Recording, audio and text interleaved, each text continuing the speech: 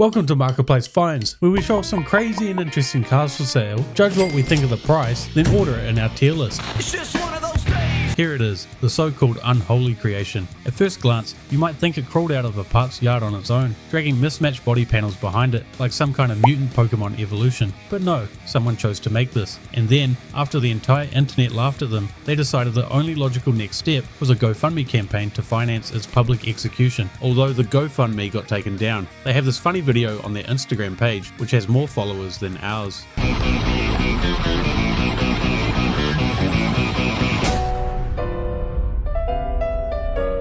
So what are we actually looking at here? The body underneath seems to be a poor Mitsubishi Eclipse that never asked for this life. I could be wrong, but I think that's a 1970 Dodge Charger nose that's been grafted on it, making one of the worst car combinations you'll probably ever see. It was listed for $1,000, but after getting an absolute roasting in the comments, the seller embraced the joke and started selling tickets to watch this car get destroyed.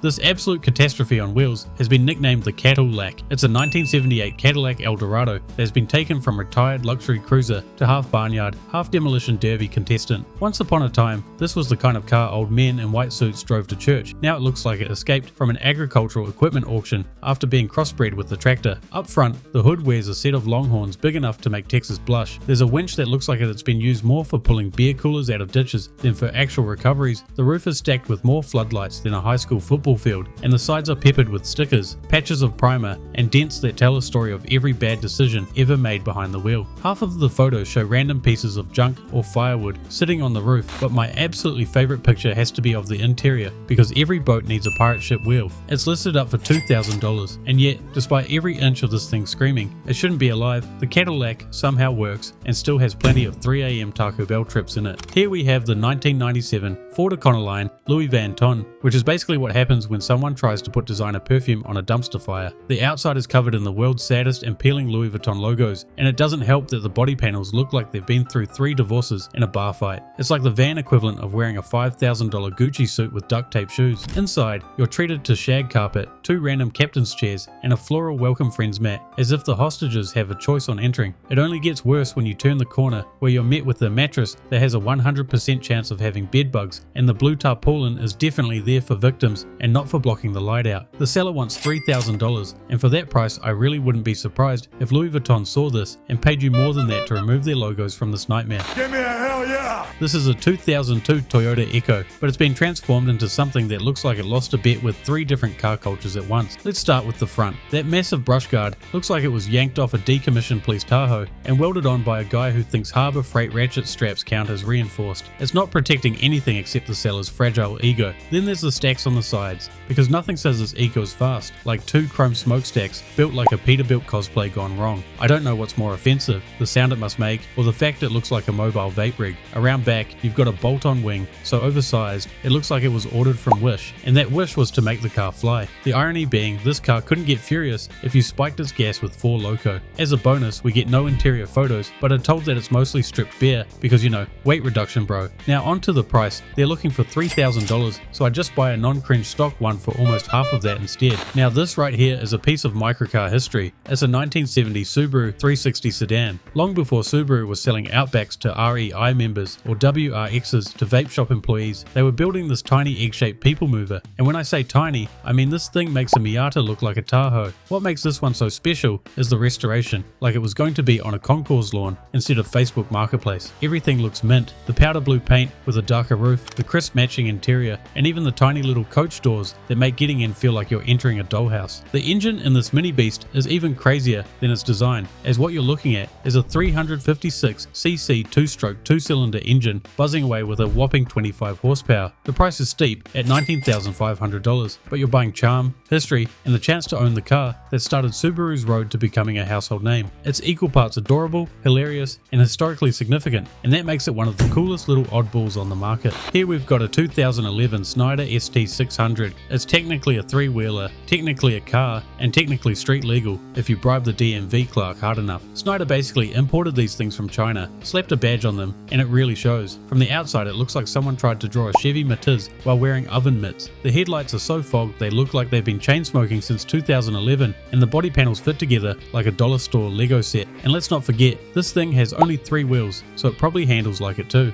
Inside, it's just as tragic. You've got stained carpets, an armrest that looks like it was upholstered with a brown paper bag, and the rest isn't any better. The seller is after $1,000 and even admits they don't even know if it runs, which honestly might be a blessing, because imagine your friends' reactions when you pull up in this thing. I finally understand why girls on Instagram beg for likes, because last week I came on begging for subscribers and you guys pulled through, and then YouTube pushed our video. So 84% of you are still not subscribed, so make sure to hit that subscribe button and also leave a like or a comment because it helps a lot. The Pontiac Fiero Lamborghini kit car, a Facebook Marketplace classic if there ever was one. Normally these things look like the automotive equivalent of a Halloween costume your mum made 5 minutes before trick-or-treating, but I'll give credit where credit's due. This one might actually be the best kit car we've seen yet. From the outside, it's rocking that Artero body kit in Lamborghini orange, so bright it looks like the car was dipped in Fanta, and unlike most Fieros in Lambo cosplay, the panels actually line up, which in this world is basically a miracle. It's even got scissor doors, so at least when you climb out at Cars and Coffee, people will be confused for 3 full seconds before they realize it's not Italian, it's Illinois. Pop the deck lid, and instead of a V12, you get the famous GM 3800 supercharged V6. Bulletproof, reliable, and about as glamorous as wearing Crocs with the tuxedo. Still, it's quick enough to roast Civics, and honestly, probably less maintenance than the real thing. Inside, you're greeted with black leather seats, a Momo steering wheel, and a dash that still screams Fiero no matter how hard you squint. The seller's got it listed up for $15,500, which is either highway robbery or the bargain of the century depending on how developed your frontal lobe is.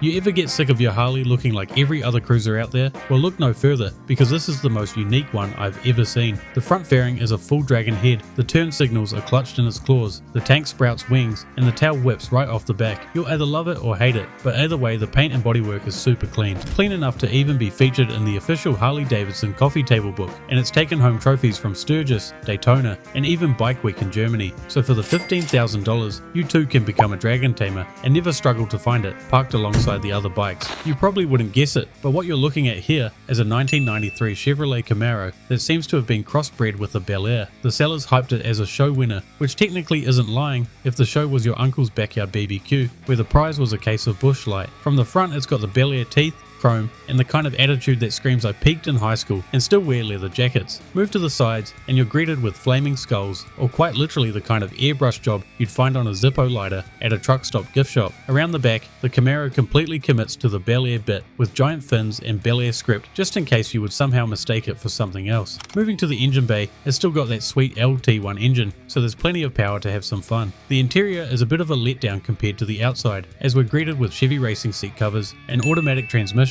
and it reveals the quite high 175,000 miles. With that in mind, the owner is looking for $20,500, and I'll be honest, that's fair for a stock one with lower miles, but when it's playing dress up like this, I'm not sure if that will raise or lower the price. This 2005 Chevrolet Cobalt SS looks like it's been through every stage of grief. The paint is a patchwork of DIY matte black rattle can and a hood mural painted by a guy who failed high school art 3 times. Underneath the horrific paint job, you can just make out the many dents hiding underneath it, like a lady who didn't apply enough makeup. The rear taillights are blacked out so badly you'll be rear-ended before you even make it to the end of your driveway, and the spoiler is bolted on like it's trying to convince you this thing is fast, even though it can't start. Open the door and the interior has faded red trim, peeling panels, missing center console, and a steering wheel cover relocated to the passenger seat. The seller has it listed up for $500 and swears it would make a good parts car to make any Cobalt fast, which is like saying you could rebuild a McDonald's Happy Meal into fine dining.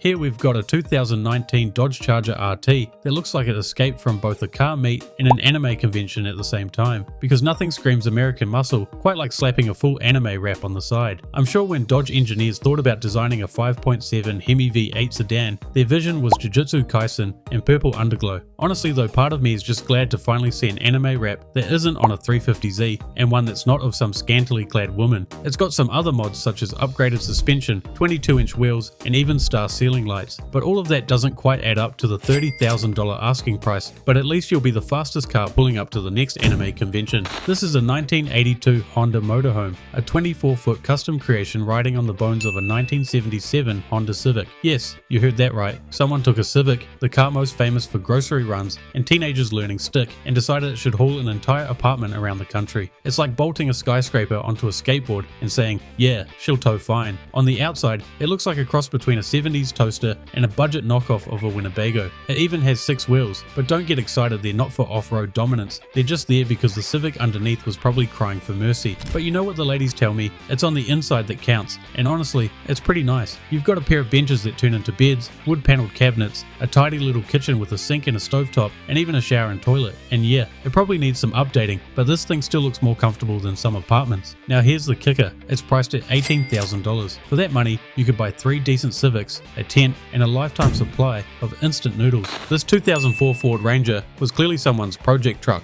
which is Craigslist language for I lost motivation after the 3rd beer. The seller claims it's rocking a 5-litre V8, airbags, and a clean title, but also admits one of the differentials is missing. From the outside, this thing looks like a Ranger that tried to reinvent itself as a show car, but ran out of budget after buying 2 cans of primer. The vertical doors are the kind of touch that make you think the builder saw one YouTube video and said, yeah, I can do that. The interior photos reveal some actually nice looking seats, but in the second photo reveal half the dash is missing and a screen on the passenger side that's been keyed. Under the hood, there's technically an engine. It's some sort of V8 crammed in with the neatness of a toddler stuffing toys under their bed before mum walks in. At $2,000, it's either a bargain for someone who loves punishment or the most expensive way to guarantee your neighbors ask, is it supposed to look like that? It wouldn't be a Garage Gold video without a scuffed limo. And here we've got the Denver Broncos' final boss, a 2004 Ford Excursion stretched to the length of a city block and wrapped like it's a rolling ESPN highlight reel. From the outside, it looks like somebody lost a bet with a vinyl shop. The Broncos logos are plastered across the body like stickers on a middle schooler's laptop, and the wheels are painted blue, just in case the wrap didn't scream it loud enough. The stretch is so long that the turning radius is measured in counties. Good luck trying to U-turn this beast, you'd need an air traffic controller to guide you. Inside, it's surprisingly not trashed. You've got wood floors, leather benches, and a full bar setup, and yeah, it's a little bit outdated, but I was pleasantly surprised compared to some of the other limo interiors we've seen. It's priced at a huge $14,000, so unless you're a mega fan with too much money, you can own the world's least practical vehicle. Brother,